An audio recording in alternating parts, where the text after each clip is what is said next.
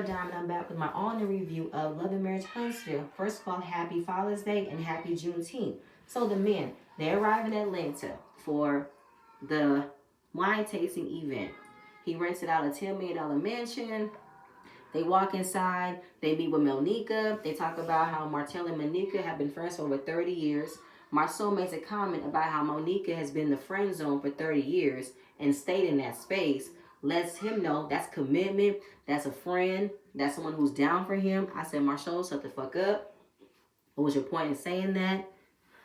And how it's so funny how there's another person named Mel. Maybe Mel is his love language. So all the husbands called their wives. Marceau calls Tisha, Maurice calls Kimmy, Louis calls Tiffany. And they're just talking about all the men gonna hang out, have some dinner. They don't know what all else is planned because this is Martell. We never know what he's gonna come up with. So basically just discussing how big the mansion is. Now Maurice said that he rents a $10 million mansion. What money did you have to rent out this mansion? This mansion reminds me of all of the other mansions that they make movies out of. And I'm like, whose house is this? This really somebody else's house, or this is a mansion that you can just use from time to time? I want to know. Ooh, excuse me. And of course, Tisha was kind of like, well, that's what y'all hear. Like, it's just y'all guys. Y'all can invite the women. But you wasn't invited, Tisha. Even if it was an open invitation for you to come, Marceau wouldn't have invited you. Then all the men came down. They was dressed. And they walk in, see a room full of beautiful women. So it surprised them, especially Maurice's face. And Martell felt like, I mean, this is what I want to do. I love women. It's supposed to be a guy's trip, but they might get in trouble with what I got planned for them. They might have to talk about it with their wives, see what they feel. Martell being messy, starting trouble. But at the end of the day, I want it to be known that Martell can't make nobody do what they don't want to do. These are grown-ass men. If they want to get themselves in trouble, they can't blame Martell. Blame yourselves. So, considering the fact that women are large consumers of red wine or sweet wine, it makes sense for them to be there. He didn't tell the guys of having a whole room full of women. Y'all just the men, you know. He just wanted to be fun. He's single. At the end of the day, y'all can do what y'all need to do. And talking about how the wine came about, how it means to him, and how it contributes to people who enjoys a sweet wine or dry wine. And Maurice talks about the last guy's trip ended up being extremely terrible and troublemaking. Let's hope that this doesn't happen this time, because somebody is bound to tell. So while they are introducing themselves to the women are now entering the kitchen to make plates. Marceau makes a comment about while the women are preparing plates, you think they can fix me a plate? So the women looked around at him and said, oh, no, not to say that. We don't know you. We're not fixing plates for you. He said, oh, my bad. Was that a trigger word? Yes. Oh, I was making a suggestion. My wife makes my plate all the time. I know that was offensive. Marceau, shut up. These women are not Tisha. Okay? And the fact you want to open up the gate of how you want women to fix you a plate, Tisha, look at what your husband's doing. Maurice said that his brother's having a lot of fun, maybe too much fun, because his interactions are taken the wrong way. That lets me know that Maurice knows what Marceau does to not flirt, but maybe spark conversations with women. That's how he starts off with. And I don't think that Tisha will find it lightly that you're asking other women to make you a plate. So the men don't really know much about wine. They just like what they like. And women know more about it than men. So the women love the taste. They love how it swivels around the glass, the smell, the fragrance. And they're open to suggestions about how can you market this? How can you bottle this? What would you add to it? Maybe add some pinkness, some flair. Give it a feminine feel of the wine bottle. And now Melnika came up with a game to see what kind of sales pitch would y'all give me for us to buy the wine.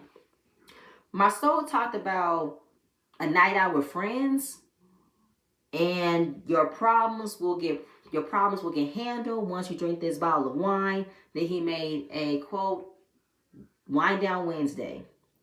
Maurice, he takes the girls on a trance. He said, ladies, close your eyes. Imagine the man you want to be with. Imagine when you want to be with him and what's missing. A bottle of this delicious red wine. I said, okay, Maurice. You put them in a trance. You put them in a space of a nice evening out or a nice evening in, candlelight. I see what you're doing. Lou, he talks about, ladies, you've had a long day at work. Why wait till the end of the week to have a bottle of wine? Why not open it all day?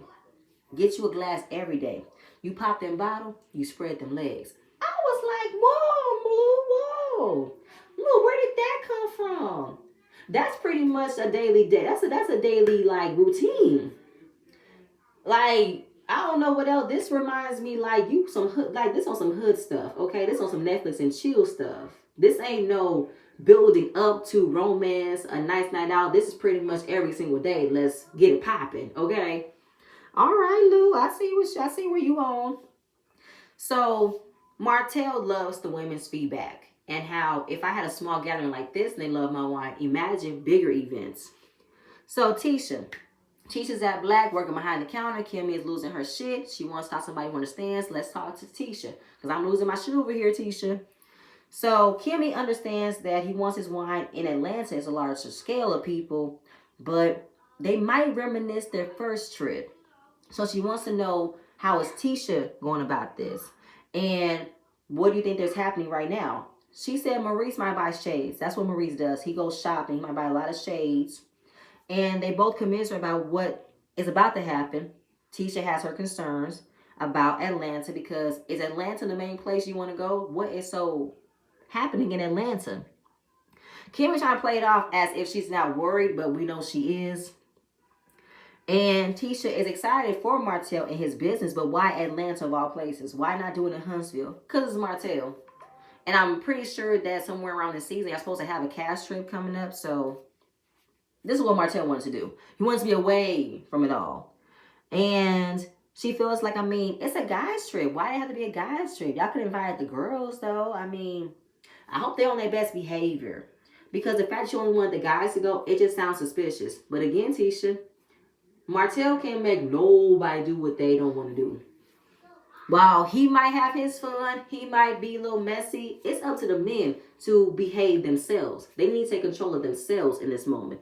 So, from that point, now simultaneously, we see Martell talk to Lewis and the guys. They look at Lewis and want to know what's going on in his head. He said, no, I'm good. Martell said, oh yeah, he's fine. He just misses Tiffany. They open. Open? What do you mean open? So, Marceau, they have an open marriage? They open? What that mean? It flashes back to Tiffany and Martell and Lewis at the cigar lounge. And she wanted a baby. Martell wanted to show them how it could do it. And I think Tiffany got a little bit happy with that. Like, we could do what it could do, you know? Because she expresses how she's more open than Lou. Maybe open sexually. And how she brings it out of Lou. Now, Marceau was super intrigued about what kind of marriage they have. And he feels like any couple who has anything open in their marriage, I can only think of one thing. And if they are okay with that one thing, good for them. I want to know verbatim from Lou, how and what did you say to get this to happen? Because this might be the only type of advice I might take from you. I said, Marceau, shut up. The only advice you want to take from Lou, because the one thing he can think of is a threesome. I'm not putting it past Tiffany and Lewis because I think Tiffany's an undercover freak. To be honest, I can see it. The way she talks about giving head so much, I'm like, girl, you don't miss words for nothing.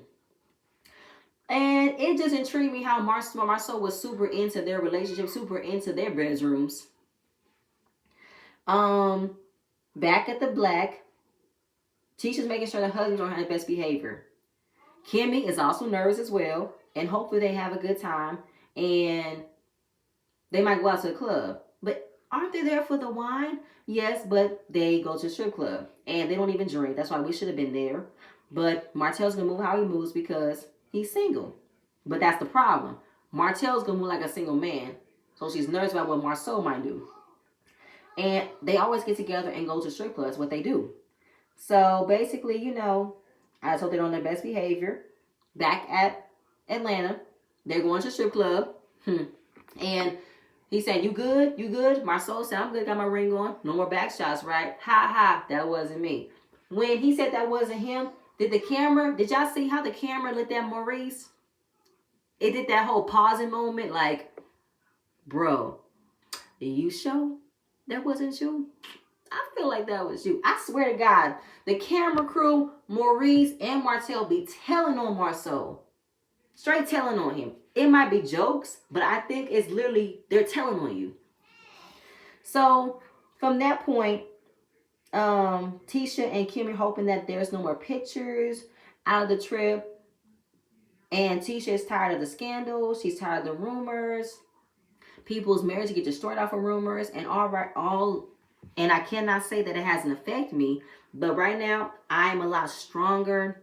I am just putting my faith in God. And that I have to trust my husband. So, she's putting on, pretty much her fronting face. She's fronting right now. Wash your hands. She's fronting. She's fronting on how she's actually feeling. Because right now, she's just saying, I'm trusting my husband. I am putting my faith in it. I have no choice. And that's all I can do. All I can do. I just feel like, okay, Tisha. Who told you to write that? Did Marceau give you that script just in case somebody wants to ask you about how are you feeling because he's in Atlanta? So he pretty much just tells you, remember, trust my husband, put faith in my marriage, and that's it. I feel like, Tisha, you should have had this confidence long time ago, but you don't have it. You're faking it. You're fronting. Because just last episode, you wanted to blame Mel for destroying your marriage. And Marceau wanted to correct you on how to ask him questions that doesn't have to do with him cheating. A man who you can't get a straight answer. So right now, you're pretty much just routining yourself to say, that's my man, I'm going to stick beside him. All she can do is trust on God. Because I don't think she trusts her husband's word. But moving on from that. So they arrive at the strip club. They're having a good time. We see the bottle girls. Maurice is yelling, screaming that strip clubs aren't his thing, but yet he's still screaming in the background. And Martell's having a good time. Marceau is looking how Louis is acting, and it's making him think that the opening up in the relationship was Tiffany's idea. Why are you worried about what they do in their bedroom? So we see more of Martell drinking. We see him dancing with a girl, and he's talking about, you gonna give me some of that tonight? She said, I don't know if you can handle it. Then he speaks to Marceau about how that could be baby number 6. I said, what you mean baby number 6? Huh? You couldn't even claim the 5th one. Now you want to outwardly say that's baby number 6? Ariane, you see what this man is doing? You still want to stick beside him? You still want to co-sign on what he's doing now? This man can literally form another baby with another woman. Oops. Okay. So Marceau talks about strip clubs aren't his thing as well, but I can't tell you having a good time. Marceau. Then they take a picture. Remember how the last picture got put out there, but Maurice said this is different. This is good times we're having. And happy that Martell got pulled out of a bad situation. He's now building himself up. He have a business going on, and the sky is the limit for him. So the next day, the men wake up of having a really good night. The last night was a pre-event, like an intimate gathering. Maybe the women that were there are going to be at the actual party. So maybe they wanted a pre-screening of the women liking the wine before the other people got invited. A lot of other people, some more men might come in because we didn't see the pictures that were shown about Martell, okay, in his fur. We didn't see. So the night that they're leaving today is the actual day of the event. And the night was really fun. So they clown Martell about how he was in a strip club. And Marceau is mostly trying to talk about the men's behavior. And he talked about Louis's behavior. But I think Louis didn't act any differently. Louis was just chilling. Smoking his cigar in the corner. Probably eating some wings. I didn't see nothing different in Louis's behavior. So I'm wondering, why is Marceau solely trying to look at Louis's behavior? Maybe he's really trying to understand what are Tiffany and Louis open up about in their marriage. Then this is how Marceau wanted to clown Martell about maybe looking to find him another male, because maybe a third male's a charm, because You've had a first male didn't work out. Another male is your manager. Maybe a third male could work. So then they talk about what's planned for the day. They're going to go to a rage room where you smash and break stuff to get all that frustration out of you. And pretty much releasing all the energy, all the frustration. And Marceau wanted to talk about his mother, how his mother's a part of the wine because your grandmother was the glue, right? It's really nice that your mom could be here to see all this. So then they want to talk about how Martel has opened about he went through a lot. He had a mental breakdown. He was at rock bottom. And he recognizes that sometimes he's good, he's not good. He's open to talk about it. Marceau talks about mental toughness. How you can show off that you're good, that you're not good. And we can now tell when you're not good and when you are good. I found it funny that after last season, Marceau didn't want to admit that he was depressed. He didn't want to admit that he was battling something. Maybe he did learn more about himself when he went to Africa. Maybe he did. So basically from that point on, we are just talking about how Martel is a new person. He has a new attitude. He is not the old Marty. He's a whole new Marty. And both Maurice and Marceau wanted to talk about how is he dealing with Mel now that he has pretty much rediscovered himself. And he said at one point, I wanted my family. But now, I don't want anymore. Because at that point, Marceau wanted to know, if you're now in this new space, what could you have thought differently? What could you have done differently? And of course, he doesn't want to take accountability for what he could have done differently. He wants to now be bitter and say Mel has a cold heart. She's a dark heart. She's an evil person. And Marceau in the defense about, wait a minute, brother. We know how you can be. We know how wrong you can be. You mean to tell me you don't want to accept any type of accountability? And Martel don't want to listen. He can't handle when another man tells him what he messed up on. He can't handle it. He thinks that he still has the power to be on his bullshit and his boy is supposed to back him up. But no, that's not going to happen. They go back and forth. Martel can't handle when somebody else telling him that he's wrong. They're not allowing him to skate on by. And it's funny how it's coming from Marceau. Just last episode, Marceau wanted to blame Mel for everything. He told Kiki that she was used as a pawn for Mel. Because Mel is that type of person. But in this instant, you're defending Mel how she cannot be at blame for what you've done. You've done things too. So then he said that Martel's inability to accept accountability is because of how the things that he has been wronged. Because if he opens up what he admitted to, it will be overshadowed. No, take that back. If he admits that he was wrong, it will be overshadowed by what was wrong to him. And I said, what was wrong to Martel? How was he wrong? It's not about Mel talking about the situation. We're going to how Mel left the home and got some and came back. We can't use that. Because he was the one that cheated first. He was the one that kept cheating. He had a full-on affair that led to an outside child. So Marceau, you still covering up his bullshit. You still co-signing. You still covering up his bro code because he got papers on you. You had me when you wanted him to accept accountability, but then when you want to give this bullshit about how if he doesn't admit it, if he does admit, nobody's going to give him that grace because he's been wrong too. They're going to keep on talking about what he did wrong. But he was one that did wrong. Anyway, so Tiffany and Mel, they have a small meetup at a clothing store. She's talking about how she appreciates Melody for being there for her for Utah. She doesn't think that Lewis would have been there for her in that way. And maybe just the characteristics of Lewis is not there. Maybe Tiffany's at a place where she wants more from Lewis and Lewis has a trouble communicating or trouble meeting her in that space. And after all of that, just appreciating her for being there for Utah. She thought that chapter of her life was closed. She never thought she'd open it back up again. But she want to keep on going, keep on finding information. Melody is like, if Tiffany wants to go down this road to still find her biological father, to still find out more about that side of history, I'm there for her as a friend. I'm going to be there for her through this journey. So they talk about maybe Tiffany could wear a simple lingerie. They can entice Lewis. And she said maybe that can help if he wasn't sexually needy. So what do you mean by that? She talks about they have a lot of sex, but it's becoming to the point where when is enough enough? I give it to you when you need it. I give it to you when you want it, what you want. But y'all newlyweds, usually newlyweds get in a lot, right? Yes, but it flashes back to the conversation they had. She was gonna work hard for the first 4 years, but then he wanted to have that time to fuck, and she wasn't paying attention. She wasn't listening because she feels like, let me find a survey for a man who gets his dick sucked, gets asked without questioning. Lewis told her, I'm not fucking anybody else. I need you to make sure this doesn't mess up.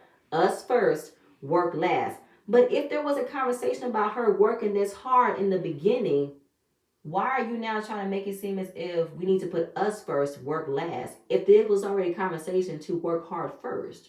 Something has been miscommunicated. Maybe Lewis thought that Tiffany would change her mind about working so hard, and maybe she would have maybe like scaled back. I don't know. There's some miscommunication that's happening based off of what Lewis wants and what Tiffany thinks that she wants, or thinks that what Lewis might want. And pretty much talking about love languages. Her love language is physical touch. Tiffany's at hers quality time, but it's kind of like a conundrum because I am not spending that much quality time. I'm super busy. Maybe the sex isn't what Lewis wants. Maybe they're having quickies. Maybe that's what they're having. Maybe they're not having romance. Maybe they're not having date nights. They're probably just having quickies, middle of the night sex, which is fun.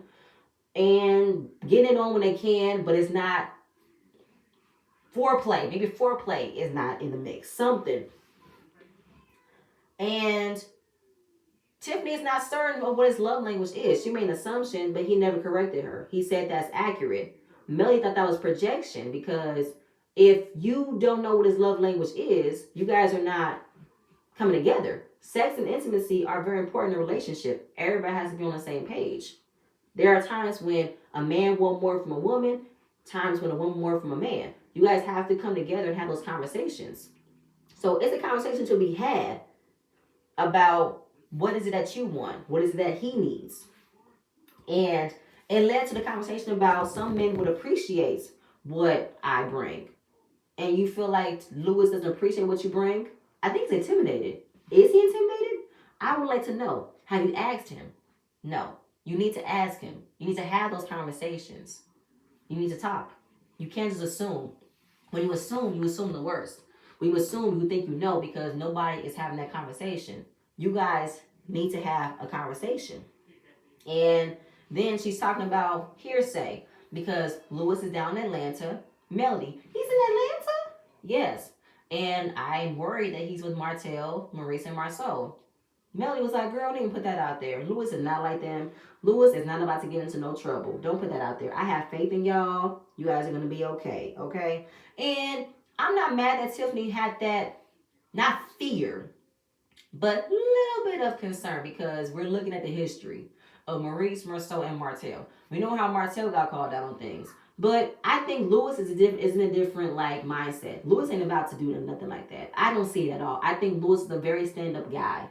And Tiffany knows who she married, but I feel like sometimes you gotta be careful of the men that your friends is hanging out with. You gotta be careful of who your man is hanging out with. If they don't see or look out for your husband's best interest, drop them. Just saying. Then we get back to the men. They go to the raise room. They are talking about what they've been through. And when Martell was about to go, he did not want to leave what he has behind. Left his family, left his wife and kids behind. But he knows he has to move forward. So he broke things. Men had to get out the frustration. Lewis is talking about quality time, sexual frustration. He lets it all the way out. Let it all out. He's breaking things and just breaking it all the way. Marceau talks about letting go of all these bloggers, these posts. But the one person that's really breaking my back is Miss Wanda. He is letting it all out. All the frustration is out. And then all of them started tearing things up, letting it out. When Maurice threw that glass in Lewis' direction and he swung it so freaking hard, I said, damn, Lewis. You got some pent-up energy in front of you. What is wrong? I want to know, Lewis. Like, then, of course, I'm looking at his ability. Like, you definitely have played a sport. You definitely played baseball. because the way he hit that so hard, when he swung that back, I said, damn, Lewis, you got some strength in you. I was intrigued and nervous. I said, what is wrong with Lewis? He looked like he's a bomb waiting to explode, and I want to know. So they had a lot of fun. They all did. It was a great time. I have been looking into something like this because I think me and my husband could benefit. I find this very therapeutic. I find it as an outlet because there's a lot of people that hold inside a lot of rage that they maybe don't feel like going to a therapist couch. I just want to break shit. And I can feel completely fine. So the manager, Monica, came up with the idea for them. And it was a great idea. Marcel opens up with dealing with his mother-in-law, dealing with Miss Wanda. Because Miss Wanda is not acting like a mother that he wants her to be for Tisha. She's all about the world, all about listening to what they say, listening to the rumors, the blogs, the posts, the pictures. And she's not thinking about how her daughter feels. But we all know why. Tisha has not put boundaries in what Miss Wanda can and cannot say because she wants Miss Wanda to do her digging. She wants her to do her investigation. She wants Miss Wanda to ask the questions that she's afraid to ask. Excuse me. And Miss Wanda doesn't have boundaries. She don't. Lewis and Martell can understand because she hasn't put any boundaries. I think that Marceau is afraid for that because he doesn't want Tisha to be upset. But Tisha has to recognize the fact that she has allowed her mother to act this way. And Martell can tell that Miss Wanda don't have no boundaries. She don't. Especially with what she's dealing with them. And he feels like the one person who can come between them is his mother-in-law. And he doesn't want that to happen. I will keep my damnedest that Miss Wanda doesn't go too far. So then we talk about Maurice. I was wondering, what is Maurice frustrated about? What is it? So he's worried about his son. How his son is naturally gifted. He has so many talents. And he feels like he doesn't have the drive, no motivation. So they're listening to him and they're wondering, is he playing anything? Is he in any extracurricular activities? He names it. He's in football. He's run track. He did something else. I don't know what it is. But if he is active, then what's the problem? I'm just saying, though, because I have to wake him up. I have to make sure. I have to do this and I have to do that. He's not motivated. He's not moving. He's not doing this. They're looking at him like, Maurice, he's 15. He's still a child. He's still growing up to do. You can't expect for him to have it all together at 15.